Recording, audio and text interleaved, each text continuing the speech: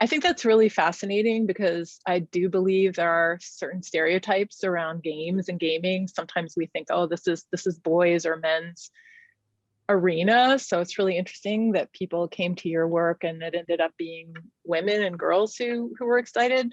I'm curious from the other panelists, since this is a day that's all about women in technology, what have you seen in regards to gender in your work with games? Anything that you want to share with the audience about that topic? And anybody jump in who'd like to jump in. Sure, I will. We work specifically a lot on gender in terms of understanding the experiences of discrimination in gaming contexts, considering the intersection of gender and race and class actually as well, and also on how sexist tropes affect experience for different players. And our work on preventing toxicity is really grounded in gender, because a lot of toxic interaction is not only targeted more at women players, but is also based on slurs that are gender-based or that are race-based. So game companies really want to prevent this toxicity because a large part of the gaming audience is women. And if they don't feel comfortable there, and it's a bad experience for them, it will drive them away, which is bad business for the company. That makes a lot of sense. How about you, Rilla? Is there anything you'd like to add? Yeah, well, I guess thinking about my own work, there's a definite thread of gendered and like racialized concerns that comes through, probably in response to how these conversations are just permeating every aspect of life right now. So I mean, like with the NeoCub project that I talked about, that's using near technological futures to provoke conversations about how institutions govern women's bodies.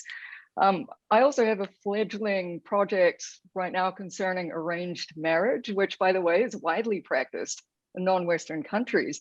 What I'm exploring is how interactive systems are increasingly playing the role that family networks once did regarding finding potential life partners.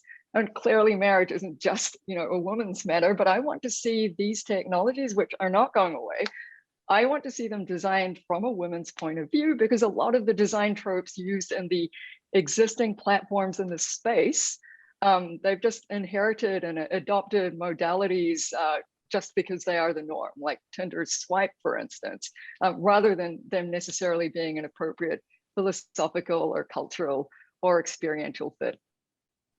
That makes a lot of sense. And I think we heard a little bit about that earlier today with Layla's talk about HRI and thinking about all different kinds of people when we design. So it looks like we're 1 minute from out of time. We didn't get to all the questions we hoped to get to, but we get to discuss with people at 4 o'clock. So just a reminder to everyone who's here that all of us will be in the panelist networking area at 4. So there were a couple of questions in the chat, really interesting stuff. I hope we'll get to continue the conversation then. And I will hand it back to Camille. Great. Thank you, Katherine. And thank you, Regan, Rilla, and Anne for such a really insightful and thought-provoking presentation. It's really exciting to hear about how serious games are finding new applications through crafts for underrepresented communities, have a role in reducing toxicity, and so much more. Thank you for the work that you're doing and for sharing it with us.